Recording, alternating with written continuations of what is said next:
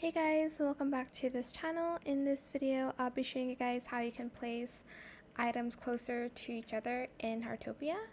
So basically, if I try to place, for instance, the small puzzle, which is not the same size, it's going to be like placed like here in the middle. It can't be like placed close to this puzzle, for instance. Just turn this on and then you're able to make it so it's like next to each other. I think it works for like fruits too. Sometimes you can only like place it in the middle. It depends on basically the item maybe, but you just need to basically turn this on so you can make it closer to each other. But yeah, that is pretty much it really. I hope it was helpful for you guys. Don't forget to like, comment, share, and also subscribe to this channel if you haven't done that already.